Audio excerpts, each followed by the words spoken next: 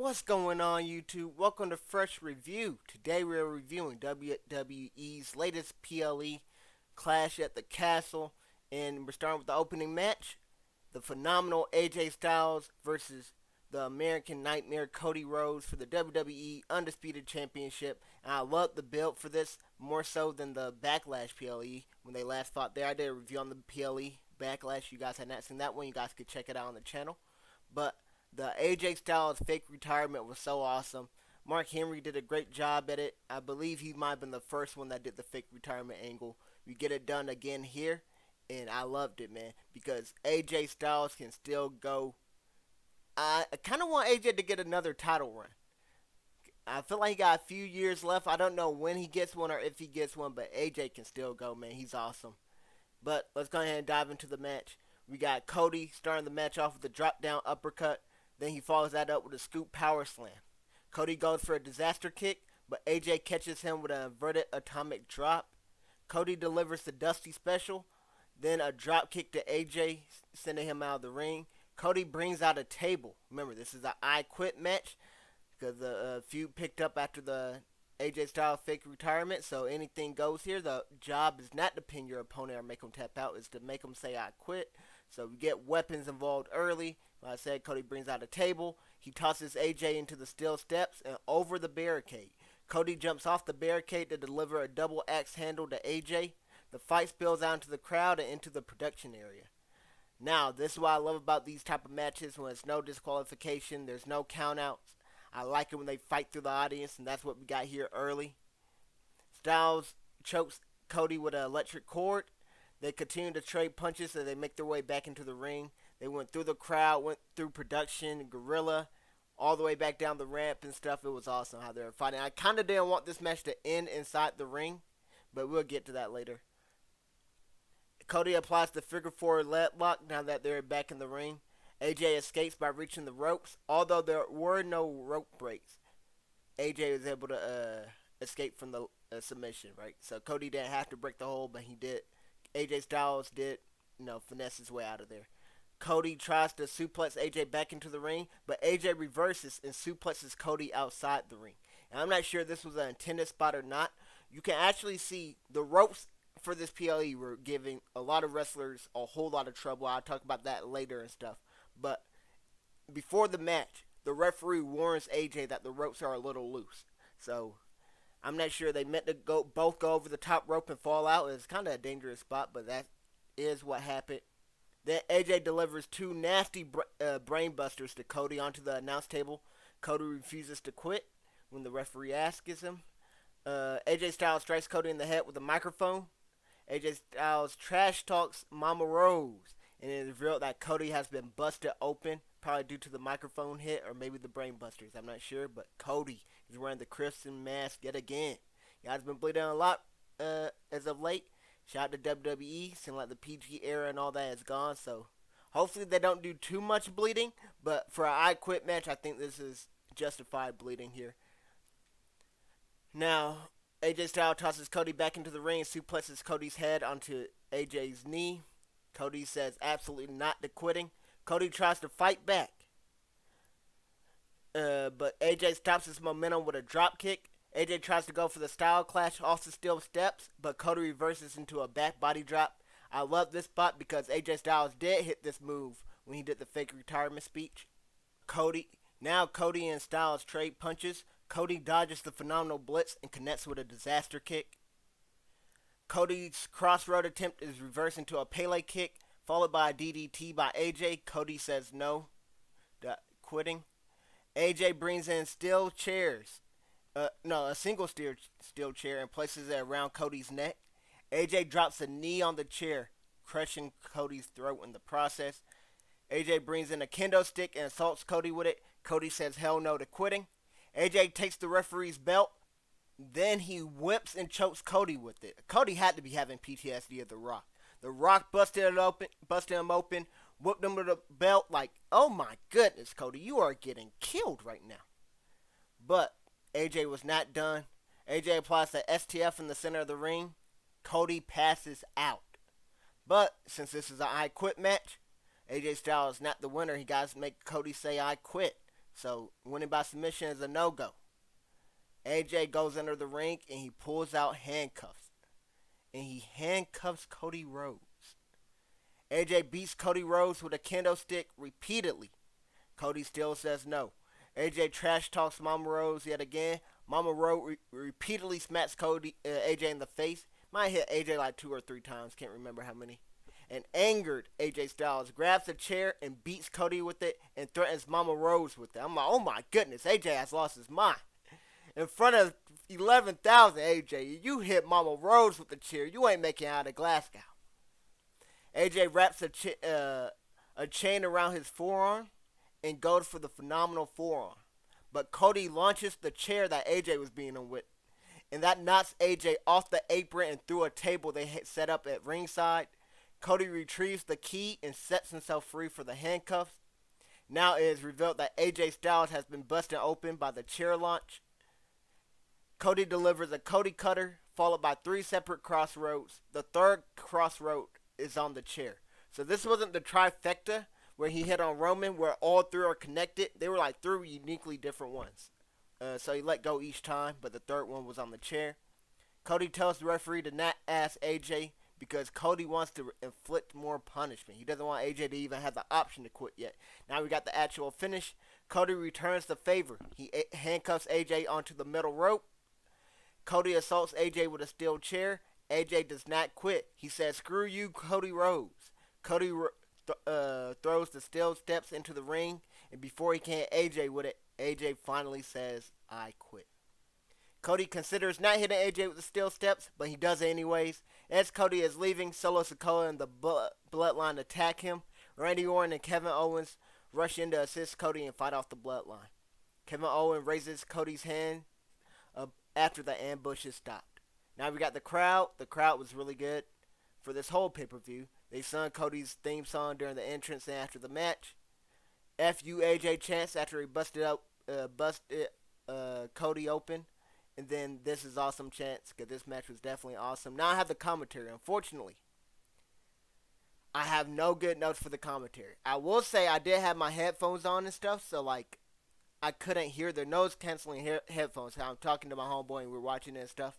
So I couldn't hear all the commentary. Maybe the fans were too loud. I couldn't hear anything.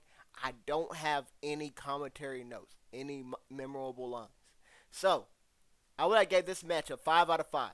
Because memorability wise, I thought it was epic into a feud, high impact, great plot twist. I thought for a moment Cody could lose and stuff when he is handcuffed. I'm like, how does Cody get out of here? And he got out of it in a genius way. I loved it. Thought it was awesome. But no commentary. So I'm giving that like a mid on the commentary department. So that's a spectacular score of 4.75 out of 5 stars. Now, if I go back at the end of this year, I want to do a top 10 wrestling matches. If I go back, and this will probably be a nominee, I'm going to pay close attention to the commentary. I could see this ranging anywhere between 50 stars, and 5 stars. If the commentary is really good, great, and is up to par with the wrestling and all that, this will be a 5-star match. I think this is my third 5-star match of the year, and Cody has been in all 3. The 2 WrestleMania ones and this one. I think Cody had a phenomenal reign. He's putting on banger after banger. I miss him not wrestling as much as he used to when he was first on the show. Well, first back on WWE. But every time he steps in the ring and has a match, it is fire. Let me know if I'm being biased towards Cody, because I think the lowest match I done gave him like a 4.50 out of 5. Since I've been doing these reviews at the PLEs, but I think he has been delivering every single time. Now we're going on to our next match, which was the women's tag team match. It was the team of Bianca and Jade defending their tag team titles against Shayna Baszler and Zoe Stark and Alba Fyre and Isla Dawn. 3 teams, 2 people each, of course. And it started off with Bianca spearing Shayna into the corner, then hit her with 13 punches, the lucky number, while she's in the corner. Dawn tried to run in to attack. Bianca saw that and did a flip off of Shayna to evade Dawn, and then hit Shayna in the corner as well. So Bianca's in her bag. Tags are made for each team. Jade comes in, she overpowers both Fyre and Stark and delivers splashes to each of them in the corner. Jade single-handedly delivers a Samoan drop and fall-away slam combo to Fyre and Stark. Bianca gets tagged in, and her and Jade do a tag team combo. Bianca and Jade deliver double vertical suplexes to Stark and Shayna. And Bianca and Jade, their chemistry has been awesome. They've been together for such a short period of time, and you can tell they really gel really well together in the ring. The opposing two teams are outside, and they form an alliance to attack Bianca and Jade. Shayna throws Bianca into the ring post, and Fyre hits Jade with a suicide dive. Stark and Shayna betray the alliance rather swiftly by attacking Fyre and Dawn. Stark hits Dawn with a slingshot leg drop and clotheslines Bianca. Stark hits Dawn with a missile dropkick, and Shayna hits her with a gut-wrench powerbomb. Dawn counters Stark's powerbomb into a back body drop and makes a hot tag to Fyre. Fyre tosses both Stark and Shayna outside the ring, then takes them both out with an aerial attack. Fyre then tosses Shayna back into the ring and lands a single leg dropkick from the top rope. Bianca breaks up the pinfall at 2. So Bianca has finally re-entered the match since her and Jay got taken out by that 2-on-4 assault. Now Dawn delivers a Tower of Doom powerbomb to her own partner in Shayna. So the Tower of Doom powerbomb is when two people are on the superplex position on the top rope, and then somebody else comes in and powerbombs both of them down. Friendly Fire was on, but did Dawn care about Alba Fyre? No, she did not. Cared about that Friendly Fire. So now we got Bianca who comes in. She lands a superplex to Stark. So all 5 ladies are down except for one, and that is Jade. Jade makes her way up to the apron, and Bianca makes the hot tag. Jade tries to jump into the ring, but she slips on the ropes. Remember, them ropes were slick. The ref told AJ Styles, but they did not deliver the message to Jade. Jade tries to jump into the ring, and she slipped like I said, but she recovered. And she takes out all 4 opponents with slams and spine busters. Jade has Fyre in a powerbomb position, and she kicks Shayna away simultaneously as she lands the powerbomb. This was a nice 2-for-1 special, but Shayna did break up the pinfall. Now we have the actual finish. Shayna locks in the Karafuda clutch, and Jade may have tapped. I really don't think she tapped, but the commentators are talking about it well. But you could kind of make the case she did kind of tap, but it wasn't called. Bianca does a 450 splash on Shayna to break up the submission. Bianca and Jade deliver a tag team combo DDT into a German suplex to Shayna. Jade goes for the pin, but Fyre's German suplexes her away and pins Shayna for the victory. The crowd had a loud pop when the new tag team champions were crowned, and got some "You Deserve It" chants. And Alba Fyre, I didn't know this, but a few weeks ago she lost her mother. So to go back to your hometown in front of your family and friends and to be crowned champions, that is awesome for her. The commentary I have for this is the best tag team partners are the ones you can use as a weapon. That's when Jade used one of their bodies for a 2-for-1 special. And then Bianca and Cargill did the damage. Fyre picked the bones. That was said by Michael Cole. That was a solid match. Good to have tag team champions, new ones. I thought Bianca and Jade could have had this for a little bit longer, but it is what it is.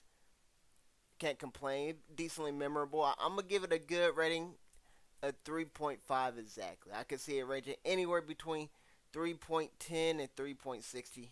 But new champions makes it a little bit more memorable. Now we got the IC title match. This is Chad Gable from Alpha Academy defending against Sami Zayn. Chad Gable was accompanied by Maxine Dupree and Otis. Aizawa was not there. Tozawa, I believe his name was. Might have just misspoke. But this match starts off with the two locking up in a vicious manner. Now we got a battle of chain wrestling that transpires. Chad hits 2 arm drags and goes for an ankle lock. Sami quickly makes it to the ropes. Sami feints a suicide dive attempt by bouncing off the ropes. Gable makes his way back into the ring, and Gable and Sami slap the hell out of each other just for no reason. Just pow! It's like one of those slap boxing professional things or whatever. Just slap the hell out of each other. Gable picks Sami's ankle, but Sami reaches the ropes. Gable kicks Sami's arm, then delivers arm ringers to it. Gable wraps Sami's arms into the ropes and applies damage, utilizing all the referee's 5 count. Gable lands a Northern Light suplex with Sami's arms trapped behind him. This gets a 2 count. Gable exits ringside and tells Otis to focus on the match and ignore the crowd. The crowd is, of course, they're chanting Otis every time this happens. Gable assaults Sami in the corner. Sami fights back by delivering elbows from the top rope. Sami clotheslines Gable outside of the ring. Sami connects with a slingshot reverse DDT onto Gable at ringside. Sami goes for a splash, but Gable catches him with a drop kick in midair. Gable's running attack is countered into a one-arm Michinoku driver. This gets a near fall. Gable hits a powerbomb, then lands a diving headbutt to Sami's arm. This gets a near fall. Gable lands 2 German suplexes, but Sami reverses third one and lands 2 German suplexes of his own.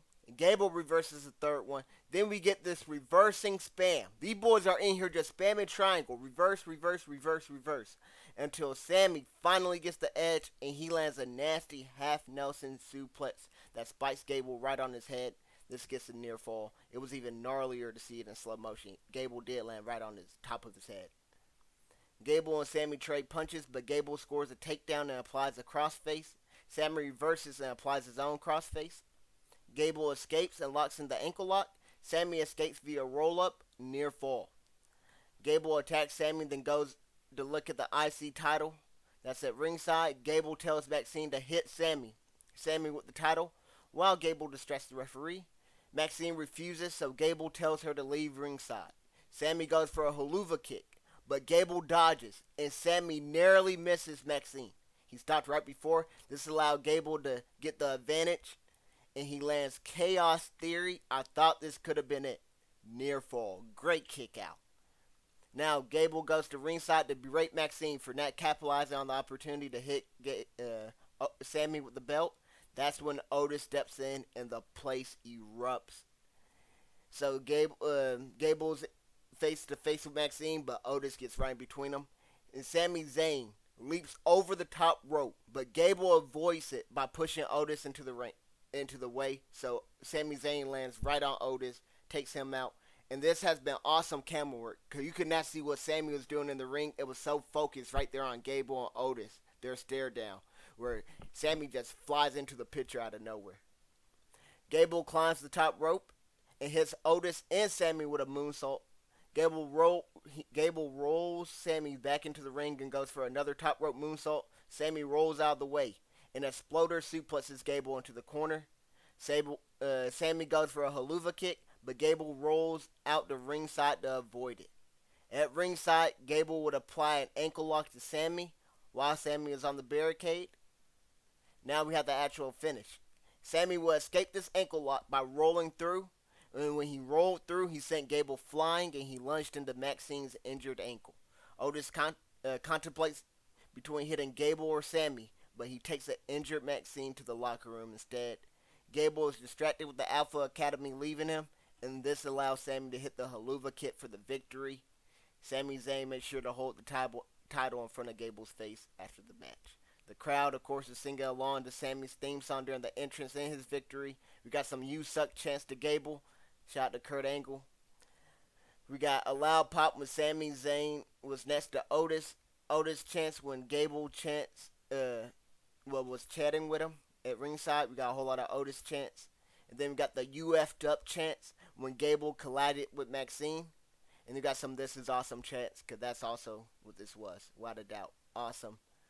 Wade Barrett says, "You could be the greatest carpenter in the world, but if your tools don't work, you are worthless. Otis and Maxine are worthless tools." That's what he said after they left Chad Gable's side. And I thought this match was amazing. Dare I say spectacular. So I'm going to give this match a 4.75 stars out of 5. I can see it ranging anywhere between 4.55 and 4.85. Love this match without a doubt. You could say this is the best match of the night, and I would not argue. It was really that good. And now we have our next match, which is Bayley versus Piper Niven for the WWE Women's Championship. Piper Niven is accompanied by Chelsea Green to ringside. The match starts off with Piper, Niven, and Bayley trading punches. Piper delivers a scoop slam to Bayley, who rolls out of the ring. Chelsea Green delivers a cheap shot to Bayley. Chelsea Green grabs Bayley's foot, so Bayley stomps on it. Chelsea Green complains to the referee like the Karen she is, but pokes him in the face because Chelsea Green is not liking how he is acting. Chelsea Green said, "This is a matter that needs to be settled right now." She got ejected. Hands on the referee will get you that. That's a technical foul, ejection. That's everything in the book, Chelsea. I don't know what you thought this was. Piper flips off the apron and crushes Bayley. Piper hits a running senton to Bayley's back, near fall. Bayley fights back, but Piper stops her momentum with a headbutt. Piper squashes Bayley in the corner, then suplexes her back into the ring. Piper goes for a suplex in the center of the ring, but Bayley counters into a DDT. Piper rolls out of the ring, and Bayley connects with a suicide dive. Piper gets back on her feet and rams Bayley into the apron. Bayley kicks Piper when she tries to get back in the ring. Bayley lands 4 consecutive diving attacks, 2 while Piper was tied up in the ropes, and 2 while Piper was laid down the center of the ring. This resulted in a near fall. Bayley charges Piper in the corner, but Piper catches her with a choke slam followed by a senton, near fall. Piper climbs the second rope, but Bayley meets her there for a Bayley-to-belly suplex. And I thought this was going to be it, but Chelsea Green returns to distract the referee from counting. She came back in with a luchador mask. We know it's you, Chelsea. This was a horrible disguise. She didn't even try. Didn't change clothes or anything. Just came back out here with a luchador mask. Same clothes and everything. Not a full bodysuit, nothing. Oh, my. So this allowed Piper to kick out because it's bought Piper just enough time. Well, Chelsea bought Piper just enough time. And then Bayley takes out Chelsea Green, but this allows Piper to recover and deliver a Piper driver near fall. Piper hits a sidewalk slam to Bayley at ringside. Now we got the actual finish. Piper goes for the running senton when she throws Bayley back into the ring, but Bayley evades it. Bayley goes for the Rhodes plant, but Piper counters into a headbutt.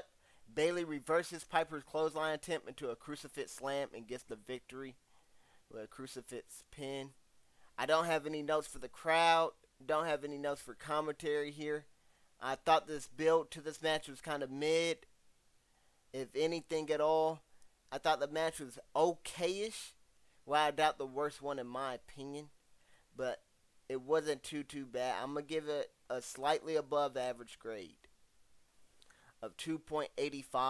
I could see it rating anywhere between 2.75 and 3.15. Now we have the main event, Drew McIntyre and Damian Priest. I like the build for this. On Monday Night Raw, they had stakes happen in the main event. If Drew McIntyre defeats Finn Baszler, the Judgment Day will be barred from ringside, and that's exactly what Drew McIntyre did. So it's one-on-one between Drew and Priest, and Drew was lit. The crowd was electric. This deserved to be the main event. What a great spot this was, man. As soon as it's an awesome entrance by Drew, but then Damian Priest makes his entrance and Samantha's doing the introductions. This man Drew McIntyre got right up in Damian Priest's face during the introductions, bro. The crowd popped like, oh my goodness, the roof was ready to come off this place. And this match starts off. Of course, the stakes are the WWE World Heavyweight Championship, but the match starts off with a collar and elbow tie-up. Drew clothesline Priest out of the ring and lands a front flip over the top rope. Drew lands a spine buster and rolls into a cover, near fall. Priest slams Drew's face first into the canvas, splashes him into the corner, then slams Drew into the mat. This gets a near fall. Drew connects with a Michinoku driver. This gets a near fall as well. Drew goes for a future shock DDT, but Priest escapes by rolling out the ringside. Drew pursues and bounces Priest's head off the announce table and his head off of the prime hydration station. Now, after kicking Drew, Priest goes for a leap over the top rope, but his leg gets tangled up in the ropes, and this was a nasty botch. The one Jade did was kind of just embarrassing, but that's whatever. This one right here, I was scared. This was fearful. I did an Inside Out 2 movie review. The emotions here were insane. I was not embarrassed like the new character introduced in Inside Out 2. I was fearful because I thought this could have been a nasty injury to our champion.